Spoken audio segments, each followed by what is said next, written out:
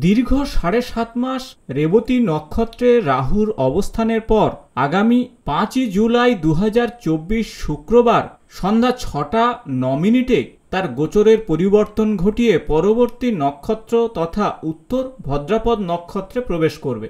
আর এই গোচরের পরিবর্তনে আগামী ৭.৫ মাস প্রত্যেকটি রাশির জীবনে কি প্রভাব নিয়ে আসবে আসুন জেনে নেব এই ভিডিওতে। নমস্কার বন্ধুরা, আমি ডক্টর সুব্রত আচার্য আর আপনারা দেখছেন আপনাদেরই প্রিয় channel Shri Subrata astrological consultancy. চ্যানেলে নতুন হলে চ্যানেলটি অবশ্যই সাবস্ক্রাইব করে দেবেন, পাশে থাকা বেল বটনটি প্রেস করবেন, ভিডিও ভালো লাগলে বন্ধুদের সঙ্গে অবশ্যই শেয়ার করবেন।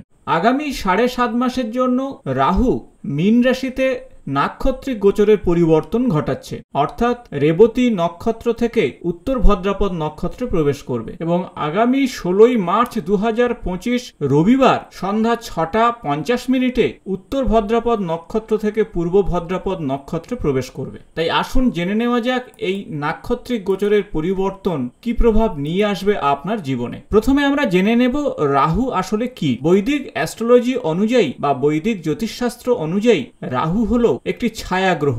রাহু আমাদের জীবনে illusion, ambition, desire, foreign influence ইত্যাদি নিয়ে আসে। অন্যদিকে উত্তর ভদ্রাপদ নক্ষত্রের অধিপতি হলো শনিদেব এবং এই নক্ষত্রের কারকতা হলো নতুনভাবে কিছু তৈরি করা, অর্থাৎ রিস্ট্রাকচার, ডিসিপ্লিন, অ্যাম্বিশন এবং হিডেন পোটেনশিয়ালের বিষয়টিও দেখা হয় শনিদেবের এই নক্ষত্র অনুযায়ী। তাই আগামী ৭.৫ মাস রাহু এবং শনিদেবের নক্ষত্র উত্তর ভদ্রাপদের মধ্যে একটি সমন্বয় সাধিত হবে দ্বাদশ রাশিচক্রের শেষ যে রাশি অর্থাৎ মীন রাশিতে। জলতত্ত্বের রাশি হলো মীন রাশি আর এখানেই কিন্তু রাহু উত্তর ভদ্রাপদ নক্ষত্রে অবস্থান করবে।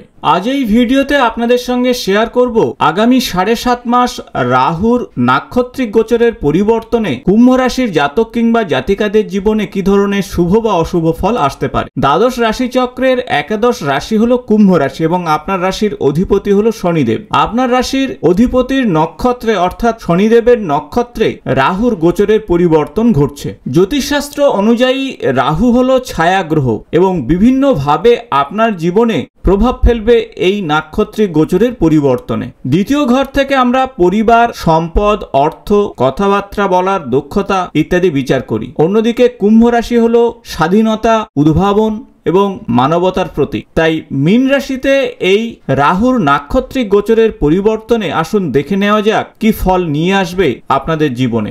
রাহুর দ্বিতীয়ভাবে নাক্ষত্রিক গোচরের পরিবর্তনে অর্থনৈতিক ক্ষেত্রে কিছুটা চ্যালেঞ্জ দেখা দিতে পারে, তবে হঠাৎ কোনো কারণে আর্থিক উন্নতিরও কারণ হতে পারে। তাই অর্থক্ষেত্রে কিছুটা উত্থান পতন দেখা যায়। অপ্রত্যাশিত আয়ের সুযোগ কিন্তু তৈরি হতে পারে রাহুর এই নাক্ষত্রিক গোচরের পরিবর্তনে, তবে এই আয়ের উৎস সম্পর্কে আপনাকে সতর্ক থাকতে হবে। কোনো অবাঞ্ছিত জায়গা থেকে অর্থ উপার্জনের কারণে আপনি কিন্তু সমস্যায় পড়তে পারেন। দ্বিতীয় ভাব থেকে পারিবারিক জীবনেরও বিচার করা হয়, তাই পারিবারিক জীবনের ক্ষেত্রে আপনাকে কিন্তু সতর্ক থাকতে হবে, কারণ রাহুর মতো গ্রহের এই নাক্ষত্রিক গোচরের পরিবর্তনে কিছুটা অশান্তি সৃষ্টি করতে পারে। পরিবারে ভুল বোঝাবুঝি, মতানৈক্য দেখা দিতে পারে। সম্পর্কের ক্ষেত্রে কিছুটা জটিলতা তৈরি হতে পারে ভাই বোনের সঙ্গে বা নিকট আত্মীয়দের সঙ্গে। কর্মক্ষেত্রে কিছু পরিবর্তন আসতে পারে এই সময়, নতুন কাজের সুযোগ আসতে পারে এবং সেই সুযোগ সুবিধা আপনার ক্ষেত্রে কতটা উপযোগী তা বুঝে সিদ্ধান্ত নেবেন। কর্মক্ষেত্রে প্রতিযোগিতা বাড়বে, কিছুটা বাধার সম্মুখীন হতে পারেন, কিন্তু সতর্ক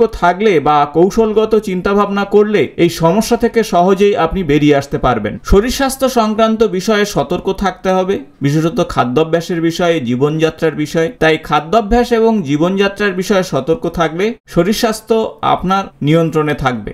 আধ্যাত্মিক চিন্তাভাবনার মাধ্যমে এই সময় যদি আপনি এগোতে পারেন তাহলে রাহুর সমস্ত নেগেটিভ শক্তি খুব সহজেই দূর হবে।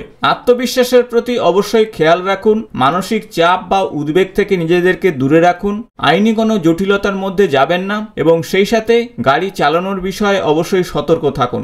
স্পষ্ট কথা বলার চেষ্টা করুন, কারণ অস্পষ্ট এবং অসত্য কথা বলার বিষয়ে কিন্তু রাহু আপনাকে প্রলুব্ধ করবে, আর যার কারণে ভুল বোঝাবুঝি, ঝগড়া বিবাদের মধ্যে পড়তে পারেন। মিথ্যা কথা বলার প্রবণতা থেকে নিজেদেরকে দূরে না রাখতে পারলে পারিবারিক সম্পর্ক কিন্তু নষ্ট হতে পারে। এই সময় ঋণের বোঝা বাড়তে পারে, তাই অপ্রয়োজনীয় ঋণ থেকে নিজেদেরকে দূরে রাখবেন। সম্পত্তি সংক্রান্ত বিষয়ে সতর্ক থাকুন, বুঝে শুনে শুনে তবেই কোনো কাগজে হস্তাক্ষর করুন, তা না হলে সম্পত্তি হারানোর ঝুঁকি কিন্তু থেকেই যাচ্ছে। তবে আপনি যদি সতর্ক থাকেন তাহলে পরিবার আপনার সঙ্গে থাকবে।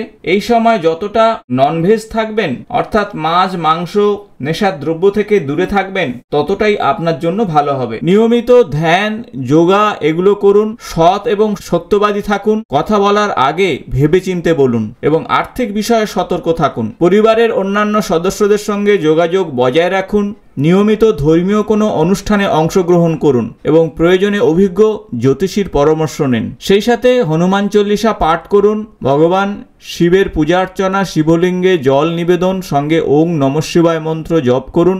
অসহায় ব্যক্তিদেরকে অবশ্যই আপনারা খাদ্য এবং ওষুধ দান করলে অত্যন্ত শুভ ফল পাবেন। আশা করব ভিডিওটি ইনফরমেটিভ হয়েছে। ভালো লাগলে বন্ধুদের সঙ্গে শেয়ার করবেন। আগামী নতুন কোনো জ্যোতিষ সংক্রান্ত ভিডিওতে আপনাদের সঙ্গে দেখা হবে। আজ এই পর্যন্ত, নমস্কার।